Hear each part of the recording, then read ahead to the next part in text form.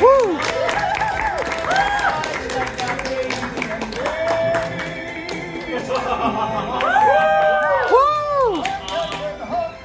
Foolish pawns, you have played directly into my machinations. Stare into my scepter, bend your will to mine, and relinquish to me all of your worldly power. Okay. All of your worldly power. All of your worldly power. Piece of junk. God, this is beneath me. I am Jafar, Grand Vizier of all of Agrabah, second only to that blasted Sultan. And here I am trying to extort an improv comedy audience. All the mighty have fallen. Is there simply no place in this new world for an ethnically ambiguous, allegedly Arab Middle Eastern, possibly Indian, Afro-Eurasian, Afghani, maybe Persian vizier? No, I will not give in to this thinking. I am Jafar. I am superior. I am completely delulu. Yes, I will find a way to break this new democratic system to my will. And I will achieve true power. Yes, the one true path to power. Local government! I, Jafar, will run for MP of the Spadina Fort York area. You will find my promotional poster on every subway train, every college campus, every billboard in Toronto. First Spadina Fort York, then Toronto, then the world! But no, it's not enough. I cannot simply capture the power of your office. I need your undivided attention. I need your minds to bend to my will. But how can I control the masses? How can I control what they think, what they say? Oh, yes. Yes, of course. The one true power in this world. TikTok! Viziers are the original influencers anyway. I shall become the most prolific internet personality in the world. Say goodbye to your precious 6'7". Begone, Rizzler. Soon Jafar will be the one true meme. And then in 3 to 4 years, when their parents say that too, then I will have true power.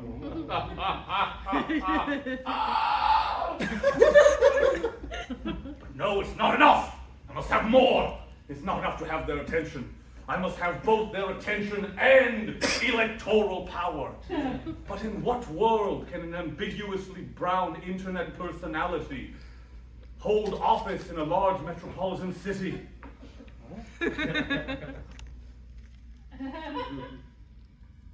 Why, yes, of course.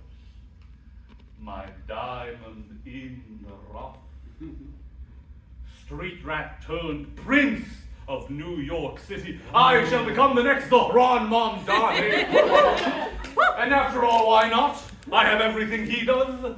The confidence, the racial ambiguity, the goatee. I see it now. Jafar, the socialist.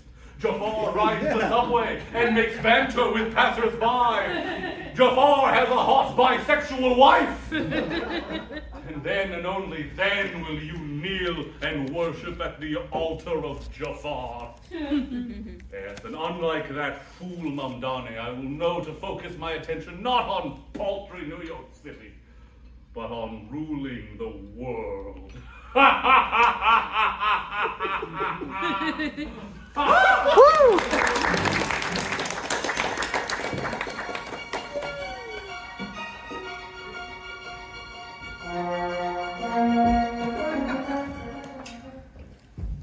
Boy, why are you crying?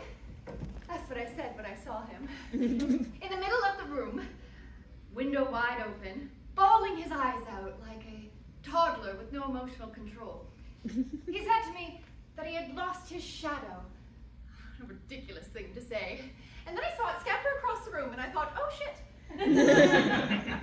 Well, I was keen to help him. He was around my age and kind of cute, and I was eager to show him my value. So I thought to myself, look at this emotionally wrecked person who's beside himself, quite literally, because the shadow was just sort of dancing around. And I thought, I can fix him. And so I did, showing off my domestic wildness. I grabbed my sewing kit, sewed back on his shadow, and that's when he asked me what my name was. And I told him, Wendy, Moira, Angela, darling. And he looked at me and he said, Wendy's enough.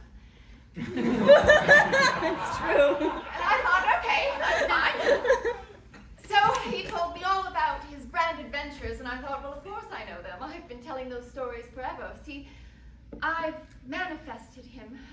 I've always dreamed of being taken on a grand adventure by a sweet boy, and so I came up with all these stories, and here he was in my room, window wide open, no questions to ask. I told him how desperate I was to go on adventures. You see, my family had been having a rough night. My father was furious, a huge row telling me that it was time for me to become a young woman, an adult. I had to leave the nursery and take on more responsibility. And I thought, no, Father, no. I'm 12. Why can't he take on more responsibility? He's the father. And of course, he has a terrible drinking streak. We gloss over that a lot, but if you look closely, it's unequivocally true. Well, Peter listened, or so he seemed to listen, and then he told me about all his adventures in Neverland and that I should go with him. And I thought, well, how? And he said, I have with me a little pixie. And I thought, what? But he did. And out she came, a light, shooting across the room with all sorts of wonderful tinker-belling sounds. And that was her name, of course. And she said a whole lot. And I asked him, what did she say? And he told me, well, he said, you're a bitch. And I said, oh, okay. Well, I think she's lovely. So he told me that all we had to do was drench ourselves in pixie dust and fly out into the north sky, you know, second star to the left, straight on to morning. And I thought, oh, wait, my brothers. And he said, oh, do they have to come? And I said, of course, I can't leave my brothers behind. You know, I'm here for everyone. And so I did, and so we learned how to fly through a quick song, and off we went, out through the window, just jumped, and next thing I know, we were in Neverland. Oh, it was so marvelous, and I was so excited to go on so many adventures that he told me about, with all the mythical creatures of the island, the mermaids, the pixies, the indigenous peoples. Of course, indigenous peoples are real, but in this particular version, well, they were not necessarily portrayed as real. And so these ones were quite fantastical, except for the main one, who was the hot one. Often depicted as a blonde, you know, just to make that clear. Now, we got to the house. I was all excited to go on the adventures, and he talked about everything that they would do, and he gathered up all the lost boys, and him and my brothers, and they all went off to go on adventures, and I went to go with them. He said, Wendy, keep the house clean, and I thought, what? Okay, but I thought maybe I could go with you on some sort of, you know, swashbuckling good time, you know? Quite eager to still be a child at heart. And he said, well, we need a mother. And I thought, what the fuck? What the fuck is going on here? Why is everyone so intent on making me some sort of grown adult that I'm not ready to be? Also, why is it Lost Boys? Why is there no other single woman here? What's going on? You know, it's very easy to stay young and not have to grow up if you have a mother around to do all the emotional labor for you. Must be nice. And then my brothers were like, Wendy, don't make a fuss. And I thought, you weren't even fucking invited. Anyway, through enough of a fit that finally Peter took me to see the mermaids, which I was excited about till they tried to drown me. And I think there's a problem with not having enough girls going on here. So that's fine. I went back and I sang a song about being a mother, and I thought maybe if I do a good enough housekeeping, I can maybe have some more of the fun. And then I got kidnapped by a pirate, and I got right fed up with it. So, eventually convinced my brothers that it was time to go home, and that we needed to maybe actually face reality. And I'm back in my room. It occurs to me, I spent a lot of time in this room, and upon getting back, it's almost as if like we were in bed the whole time, and I'm starting to think maybe we died. Yeah, I know, it's not pleasant, no one wants to think about it, but a lot of it's not adding up. Number one, how did we fly? Don't tell me it's Pixie. She thought I was a bitch. You think she Also, things leapt forward in time. I was suddenly like an old woman in the room, and there was my daughter, but I don't remember leaving the room. And where's my husband? And where'd my brothers go? And then he takes my daughter, and I try to tell her not to go with him, but then she doesn't listen to me, and I'm getting gaslight left, right, and center here. And, you know, I'm starting to wonder what makes more sense. Because I know it's easy. I know it's easy to just think, well, no, it makes more sense that you went on to a fantastical adventure to an island with a man who's in his 40s that has a real beef with a 12-year-old. But I think what's more likely is that night my father went on a rampage. Oh, I know, yes! Oh! Sorry, did I bring it down? Oh, no, yes, let's go back to the island where Aboriginal people are just flattened to a two-dimensional stereotype. You're right, that's better. All right, come on, get over it. Grow up. We're at an unclaimed palace. Unclaimed palace is the only reasonable thing.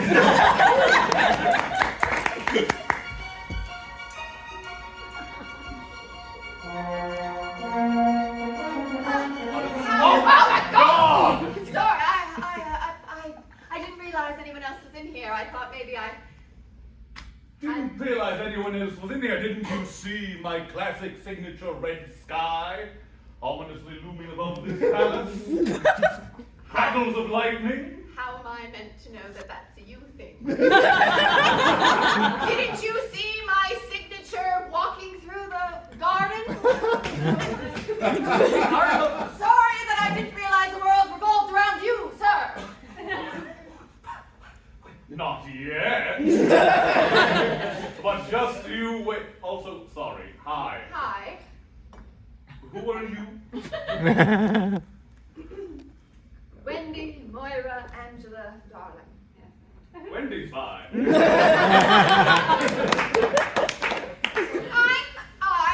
Well, what's your name? Thank you. I am Jafar, Grand Vizier of all of Agrabah. Fine. All right. Touche. Apologies. I did not see your red sky. I am, well, I've run away. So I was just looking for a place to crash, but it seems that you have claimed this by being a madman. How fortuitous. A princess run from home, arriving at my palace. Surely this shall be the path to my power. I don't know about princess. You What? can say that. That'd be great. I always wanted to be a princess. I always imagined. Oh, you're just like a woman. Oh no! Technically, I'm a child. Oh. Which is Oh, not a that's- good look for you.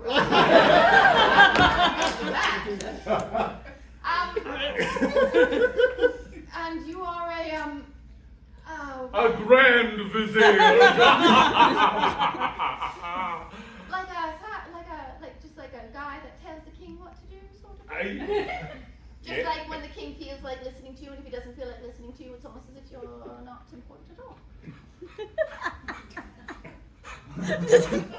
Sorry, I'm edgy lately. I've been through some shit and I've got an attitude now.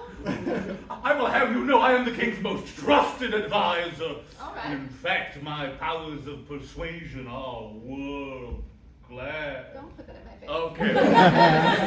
God, never buy discount, kids. If your king thinks you're so great and trusts you so much, where is he? What are you doing here in an abandoned castle all by yourself, not even a sidekick? What? Oh boy, why are you crying? That's all I have left. I have no context for what that means.